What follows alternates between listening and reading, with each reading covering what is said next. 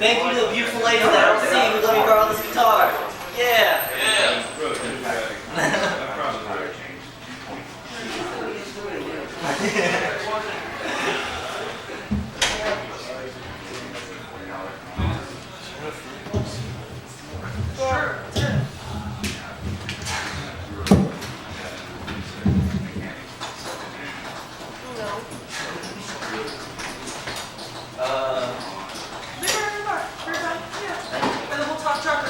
Yeah, I'll see you soon.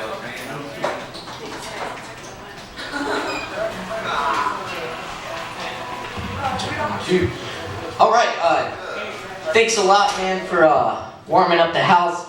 Welcome to the open mic here at Vanuatu Kava Bar. Thanks for being here tonight. My name is Caleb Bicert. We do this each and every Wednesday night right here at the Kava Bar, so y'all please keep coming back and supporting it. Look us up on Facebook and YouTube and all that junk. Just a couple quick announcements before we get started tonight. If you are here to perform tonight, there's a sign-up sheet going right down front here, and it looks like it's got just a few spaces left on it. I don't know where all those people are, but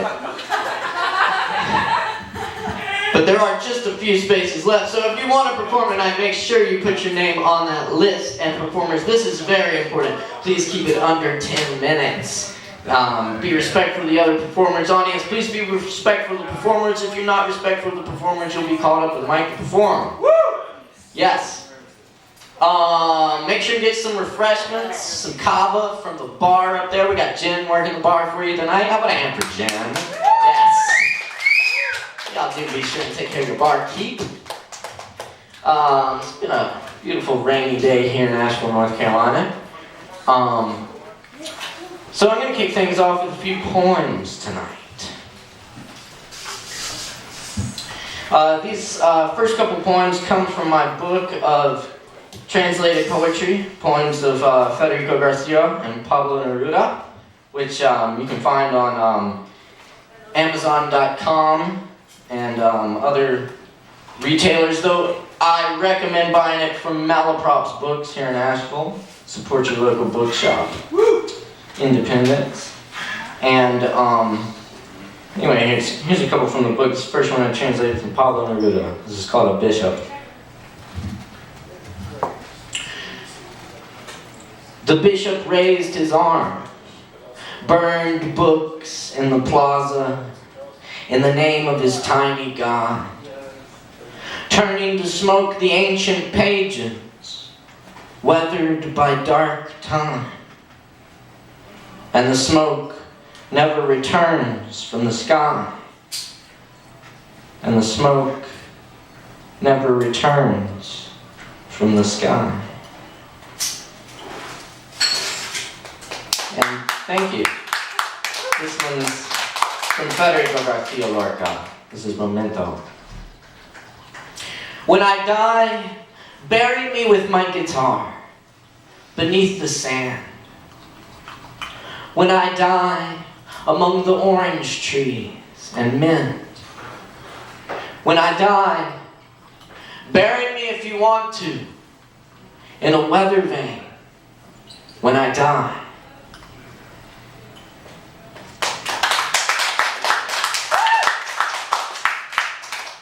Thank you. The Six Strings, also from Lorca. The guitar cries out to dreams.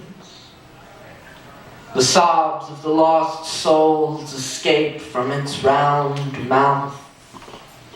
And like a tarantula, it weaves a great star to catch sighs, floating in their black cistern of wood.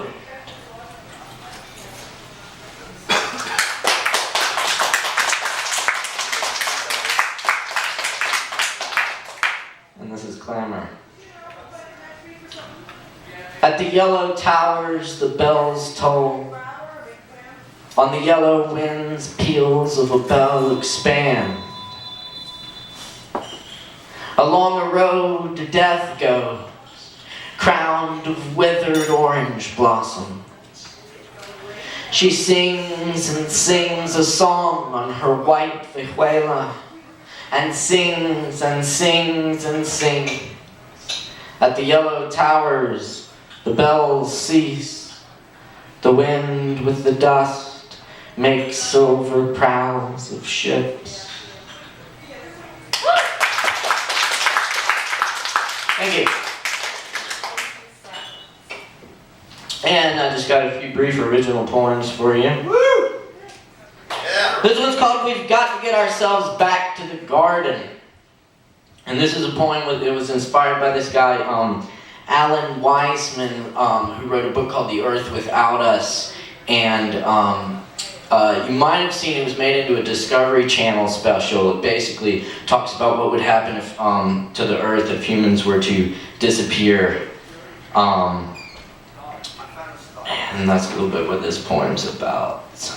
Here goes.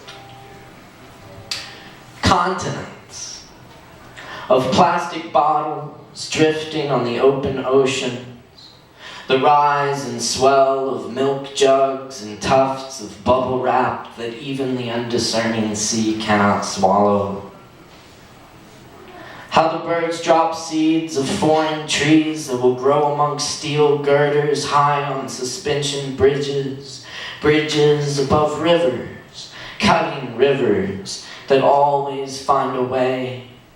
And everything finds a way to the rivers, to the seas, where phytoplankton feed on the polyethylene we bathe in, and even in the destruction, the mother radiation, our brother petroleum, old father concrete, the cracking of steel sure as magnetism, roots creep back in, invisible fibers web, and a flock of cranes land so weightlessly they don't set off the mines.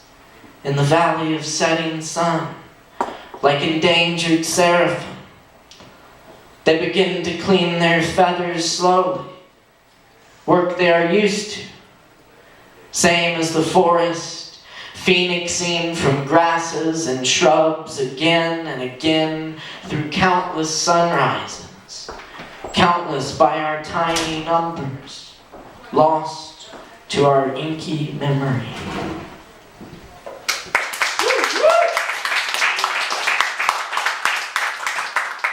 Thank you.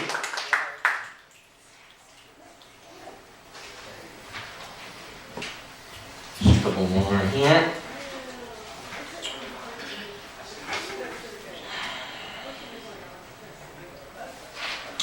This is a brand new poem I'm working on here. This is called "A Peanut Butter Cookie from the Man." Yes. Don't ever eat a peanut butter cookie from the man. It's dark and has strange crystals in it. You don't want to eat it. It will balance you, wake you with terrors later in the night. Perhaps you ate 1,000 nano cameras, falling into degrees of silent observance deep within. Perhaps the cookie itself was your imprisonment, guarding the walls, hiding out in your toilets and under mattresses, an eternity without milk. I want to believe the man. The truth is, he was a realtor. There were flowers growing by the stairs in the backyard where my mother and father went to meet the man.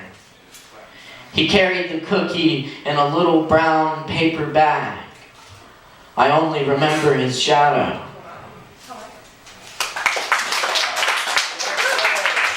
Seriously, don't ever eat a peanut butter cookie from a man.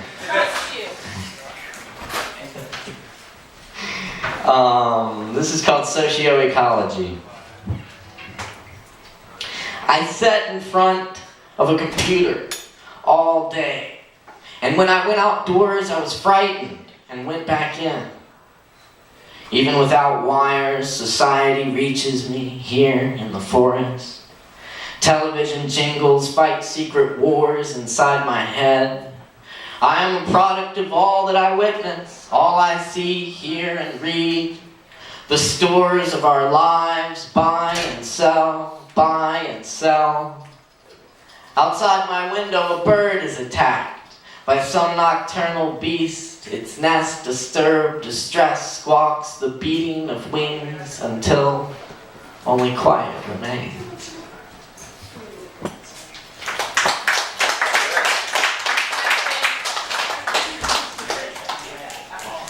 Oolong number 17. This tea has traveled farther than I ever have. Enter my plant vein, my green curling arms, my soft pistol-covered face, juice of the forest, the high mountains that are young, though the tea is ancient, descended from a single tree. All tea is green originally. Tea fills me with empty, beautifully, peacefully. The lamp casts spines on the ceiling, where the forest is near or far. The noble tea leaves unfurl quietly.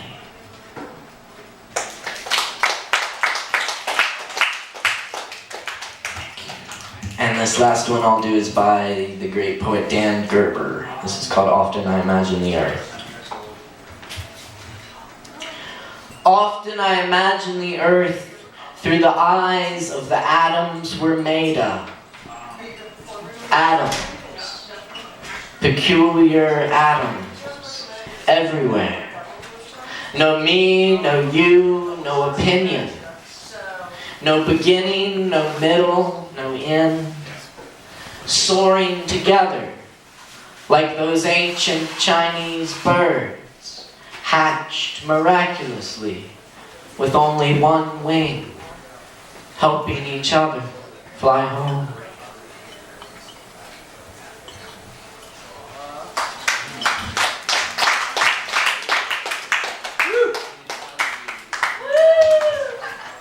And thanks a lot, appreciate y'all listening.